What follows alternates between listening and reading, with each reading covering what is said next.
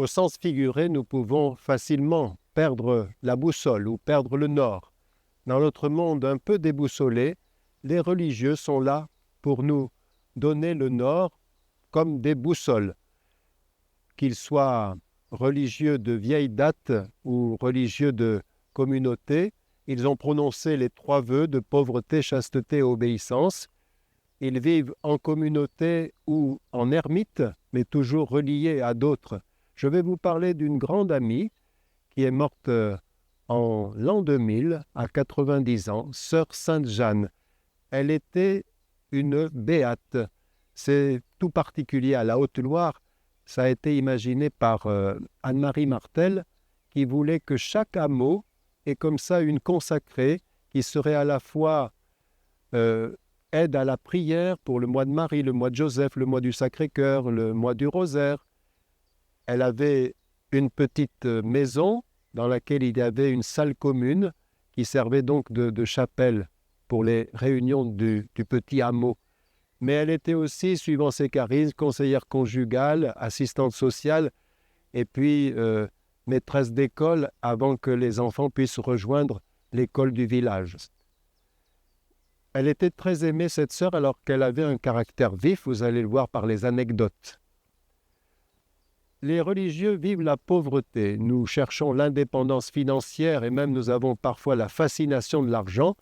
Eux ont décidé de ne rien avoir en propre. Ils rendent des comptes à des supérieurs et ils donnent les excédents de la communauté aux pauvres. Sœur Sainte-Jeanne n'a laissé aucun héritage financier à ses neveux et nièces, et pourtant y a-t-il une vie plus réussie que la sienne. Elle avait une foi mystique. Les mystiques ont les pieds sur terre. Je vais vous donner une anecdote, peut-être vous étonnera-t-elle. Un jour, on venait de célébrer les obsèques dans la paroisse d'une personne qui terminait une lignée. Elle n'avait ni collatéraux, pas de cousins, ni descendants. Et sœur Sainte-Jeanne l'avait très bien connue. Et dans le huis clos du bureau de monsieur le curé au presbytère, elle a dit « C'était pas du mauvais monde. Ils n'ont jamais fait de mal à personne. » Petit temps de silence, et du bien non plus. Et le père curé, qui appréciait sœur Sainte-Jeanne, disait « Ça, c'est du Georges Bernanos. » Elle ne concevait pas que la foi ne puisse pas agir parce que c'était des gens fervents, très pieux. En ce qui concerne la communauté, sœur Sainte-Jeanne vivait en ermite, mais elle était reliée à des religieuses. Et elle avait un rapport très loyal, disons. Ça avait commencé déjà tout petit. Elle nous racontait que à l'école maternelle qu'on appelait l'asile, les Italiens d'ailleurs parlent de l'asilio encore aujourd'hui, la sœur responsable lui dit, alors qu'elle avait quelques années de plus que sa sœur, la sœur responsable lui dit que sa petite sœur a cassé une tasse. Et à cette époque, c'était quelque chose. Alors sœur Sainte-Jeanne lui dit, sœur Sainte-Jeanne qui s'appelait simplement Jeanne, lui dit « Oh, mais si elle a cassé une tasse, mes parents ont bien dû la payer. » Et la sœur lui dit « Eh bien, tu iras te confesser d'avoir raisonné une sœur. » Raisonner, ça veut dire d'avoir rétorqué à une sœur, d'avoir fait la réplique à une sœur. Elle n'a pas été se confesser de ça, je ne sais pas. Mais elle a continué de raisonner les responsables quand ils n'étaient pas dans leur bon droit. Des prêtres, elle disait, les prêtres, je les attaque souvent, mais je les défends toujours. Vérité et amour. Le vœu de chasteté. Le monde vit en pensant qu'on ne peut pas réussir une vie affective sans relation sexuelle, sans rencontre sexuelle. Les religieux, bien sûr, ils ont leur combat, mais ils savent mettre de la distance, la juste distance, parce qu'ils se savent tout entier consacrés au Seigneur. Sœur Sainte-Jeanne racontait cette anecdote. Elle avait rendu service à un monsieur dont la femme était partie. Sa femme l'avait quitté. Elle ne se souvenait plus du service qu'elle lui avait rendu, mais c'était du genre recoudre un bouton ou faire un ourlet ou deux au pantalon. Sa femme l'avait appris et en avait pris ombrage. Elle vient trouver sœur Sainte-Jeanne en lui disant « Qu'est-ce qui vous a dit, mon mari ?» Vive comme l'éclair, elle lui répond « Il ne m'a rien dit, et s'il m'avait dit quelque chose, je ne vous le dirais pas. » Ça a piqué la dame qui lui a dit « Ouh, mais ma sœur, si vous le voulez, mon mari, vous avez qu'à le prendre. » Réplique de sœur Sainte-Jeanne « Madame, si j'en avais voulu un de mari, je n'aurais pas attendu vos restes. » Elle disait « Je n'aurais jamais dû lui dire ça. J'aurais dû lui dire « Vous voyez bien que vous continuez de l'aimer puisque vous vous inquiétez que quelqu'un s'occupe de lui. » Mais c'était parti. Puis il y a le vœu d'obéissance. Les religieux se donnent des supérieurs auxquels ils essaient d'obéir, pas de se soumettre, c'est pas tout à fait pareil, soumission et obéissance. Obéir, ça veut dire bien entendre, bien écouter, et il s'agit de bien écouter le Seigneur à travers ceux qu'il nous a donnés comme responsables.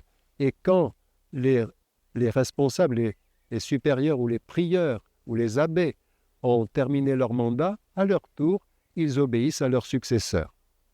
Sœur Sainte-Jeanne le faisait avec beaucoup de liberté. Elle nous racontait par exemple qu'au cours de son noviciat, agacée par une consoeur, elle lui dit le mot de 5 lettres. La sœur va le dire à la supérieure. La supérieure vient aussitôt et dit à sœur Sainte-Jeanne « Ma sœur, vous passerez dans mon bureau, je vous apprendrai la politesse. » Elle n'est jamais passée dans le bureau. Très finement, elle avait compris que la supérieure, en disant cela, faisait droit à l'indignation de l'autre sœur et faisait gentiment la leçon à sœur Sainte-Jeanne, une leçon dont il n'y avait pas grande nécessité. À la fin de sa vie, monsieur le curé, dont j'étais le vicaire, m'a raconté que un soir, avant la messe dans l'église, il considérait le panneau de photos sur lequel elle était, parce que en 1994, nous avons eu la grande joie de la béatification d'une gloire-isingelaise, sœur Eugénie Joubert, en même temps que la béatification de Mère Agnès de Langeac.